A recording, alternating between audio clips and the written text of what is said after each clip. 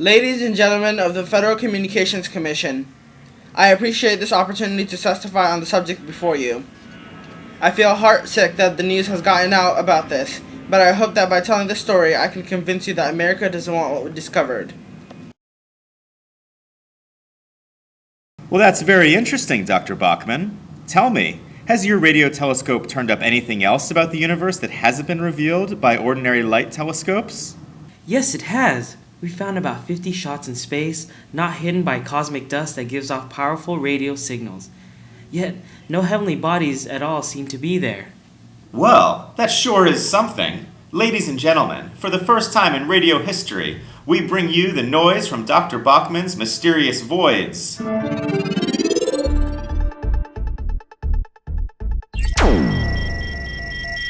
The hiss from nowhere. Dr. Bachman, has anyone proposed a name for these interesting voids? No, at present time they neither have a name nor an explanation.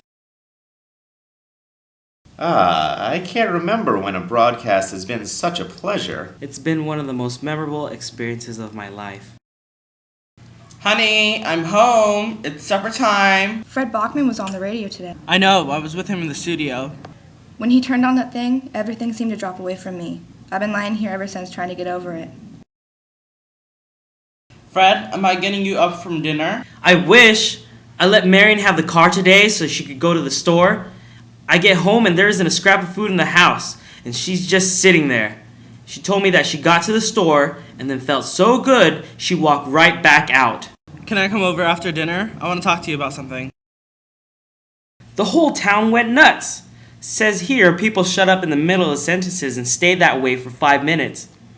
Hundreds wandered around the cold grinning like toothpaste ads.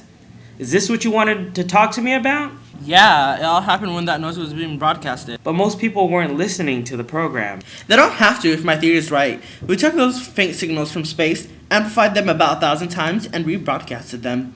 Anybody within reach of the transmitter would get a good dose of that stepped-up radiation, whether they wanted to or not. You're cutting him in on it too? In on what?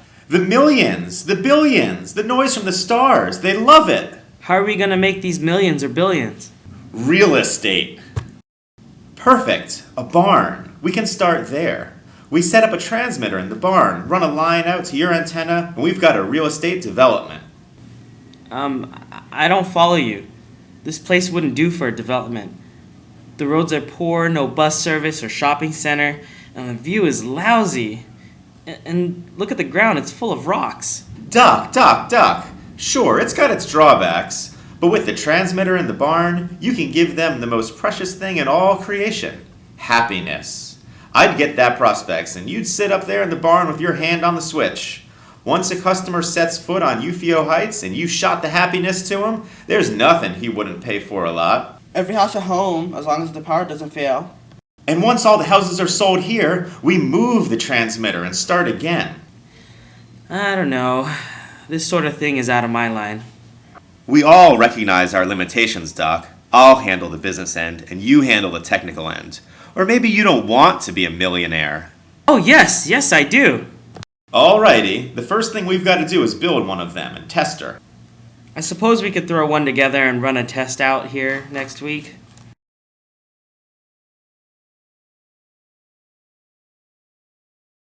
It's ready. Are you guys ready? Don't, Fred. Don't. Turn it on.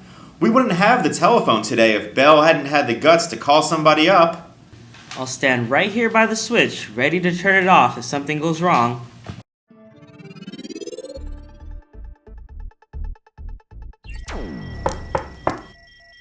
Eddie, I think there's a real baseball in the hall closet. Wouldn't that be more fun than the old tennis ball? What's that noise? Come in. I can't read the last line in your note. What's that say about cottage cheese? Cheese. I said come in. Whose milk truck is this blocking the road? Don't you know somebody could get killed coming around a blind curve in that thing? Pretty unlikely. I don't know why I brought it up. Hey kid, like guns? He'll make quite a cop. I've got the swellest little kid and the swellest bunch of friends and the swellest old wife in the whole world.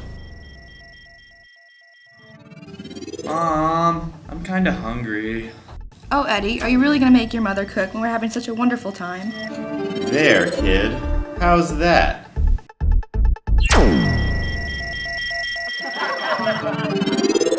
Get Fred. He's gonna miss seeing the barn go. Oh, Fred, you missed it. Now we're really gonna see something. This power line's gonna get it this time. How come nobody cheered? The Euphio! It's off!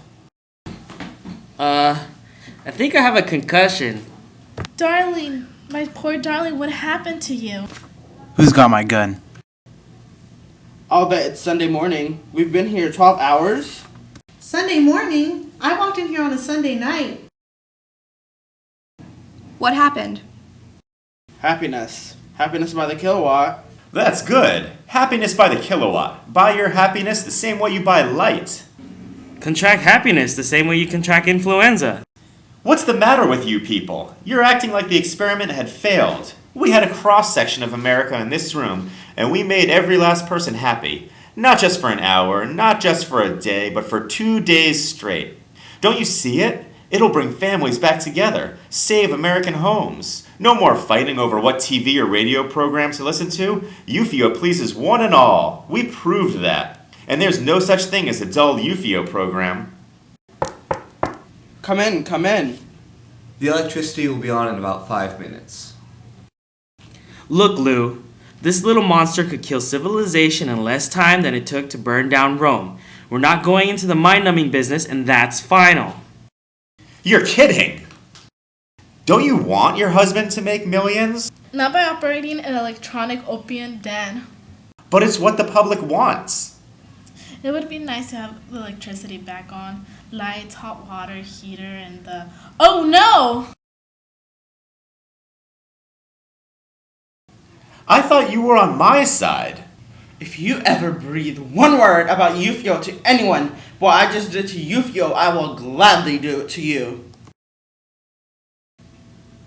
I thought that it was over with then, but because of Lou Harrison's big mouth, word has leaked out.